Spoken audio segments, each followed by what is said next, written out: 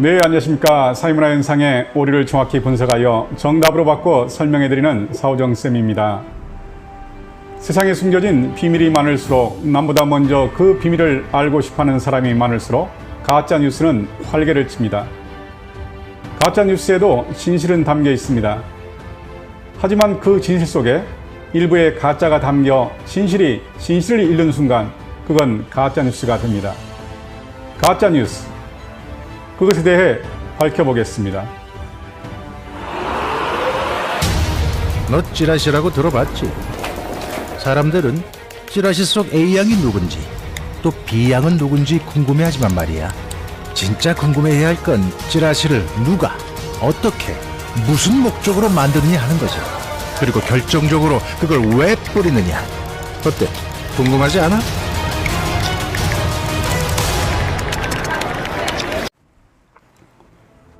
이 영화는 2014년에 개봉된 영화 찌라시, 위험한 소문의 예고 영상입니다.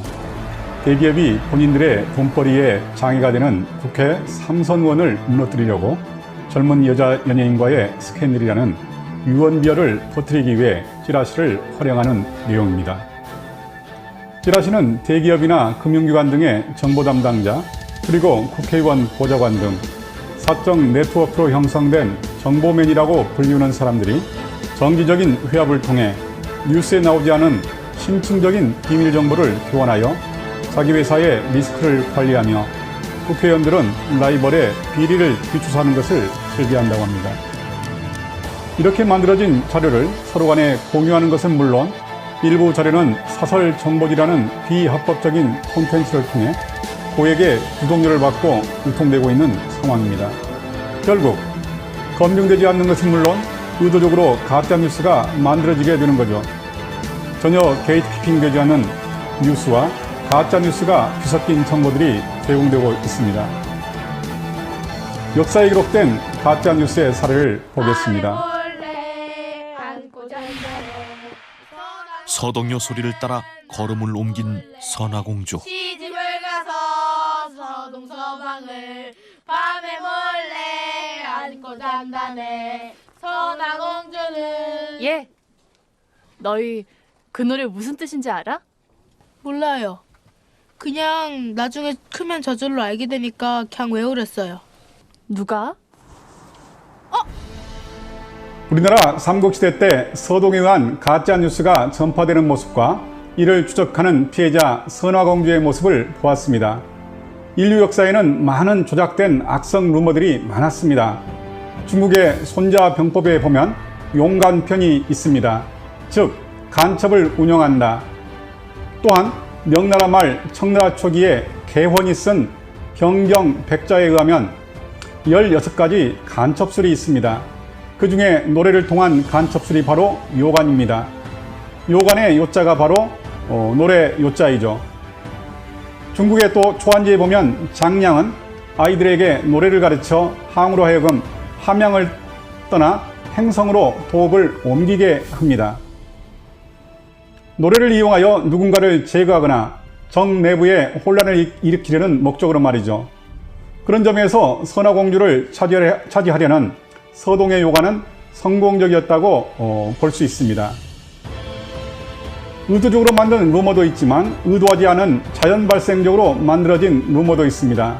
루머, 즉 유언비어를 학문적으로 연구한 1947년의 작품 루머의 심리학을 쓴 올포트와 포스트먼은 소문이 왜곡되는 과정을 실험을 통해 상세하게 다루었습니다. 첫 번째 사람에게 지하철 객차 안의 모습을 보여줍니다. 그러고 나서 1대1로 뒷사람에게 릴레이식으로 20명까지 전달하게 합니다. 마치 과거 TV 프로그램인 가족 오락관처럼 말이죠. 배드민턴 배드신턴 배드신턴 배드신턴 아냐? 배드신턴? 아냐? 배드신턴?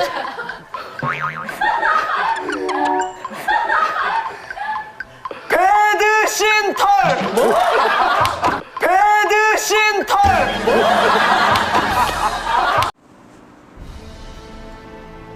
그들의 연구 결과는 이렇습니다. 어떤 정보가 사람들에게 전달되면 전달될수록 더욱 간단해지고 쉽게 전달되는 단순화.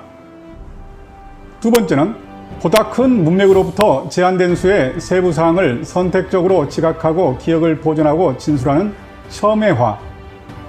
그리고 세 번째, 마지막으로 이야기의 서술이 유언비어의 과정에 참여하는 사람들의 사고습관, 이해관심 등에 동화되는 과정이라고 할 수 있습니다. 이러한 세 가지 과정, 단순화, 첨예화, 동화의 과정을 통해 처음에 객관적인 사실이 전파되더라도 그 이야기는 왜곡되고 조작된다는 것입니다. 실험 상황을 좀 더 구체적으로 설명하도록 하겠습니다. 첫 번째 실험자에게 지하철 안의 상황을 찍은 사진을 보여줍니다. 그 사진 안에는 다양한 인종의 사람과 다양한 연령대의 사람이 다양한 포즈로 앉아 있거나 서 있는 사진입니다. 그러면 첫 번째 실험자는 그 사진을 모든 상황을 머릿속에 집어넣은 뒤에 두 번째 사람에게 사진이 없는 가운데 말로써 설명하고 두 번째 실험자는 세 번째는 네 번째, 이런 식으로 계속 릴레이식으로 전달하다 결국 마지막 실험자인 20번째 실험자가 결론을 얘기하는 그런 실험이었습니다. 그런데 그 사진의 내용 중에 아까 앞에서 보였던 그 전철 안의 모습에 특이한 상황을 하나를 더 설정하기로 하겠습니다. 백인이 흑인을 칼로 위협하는 장면이 하나가 더 있었습니다. 그런데 단순화, 첨예화 과정을 거치는 것까지는 이해가 가는데 그 백인이 흑인을 위협했다는 그 장면이 누군가에 의해서 바뀌게 됩니다. 그래서 20번째로 마지막으로 말하는 실험자는 모든 것은 사라지고 흑인이 백인을 칼로 위협하였다라는 결론으로 귀결됩니다. 이게 바로 유언비어가 전파되는 과정에 동화라는 게 매우 중요하다는 내용이 되겠습니다. 그런데 그 동화란 말보다는 요새 용어로 바꾼다면 확증 편향이라고 말할 수 있습니다. 확증 편향이라는 것은 거봐, 내 말이 맞잖아, 혹은 그럴 리가 없어, 자신의 신념과 일치하는 정보는 받아들이고 자신의 신념과 일치하지 않는 정보는 무시하는 경향이 바로 그것입니다. 동양의 고전인 대학에 신부재언이면 시불변이요 청이 불문이라, 이런 말씀이 있습니다. 마음이 없으면 보아도 보이지 않고 들어도 들리지 않는다. 결국 이 가짜뉴스 문제는 우리 기본적인 인간의 심리 속에 그 원래 갖고 있던 생각이나 믿음과 일치하는 뉴스만을 받아들이고 일치하지 않는 뉴스는 거짓 뉴스라고 생각한다는 것입니다. 가짜 뉴스도 믿게 되는 인간들의 고유한 특성들을 생각해 본다면 가짜 뉴스는 쉽게 근절되기 어려운 문제라고 생각이 됩니다.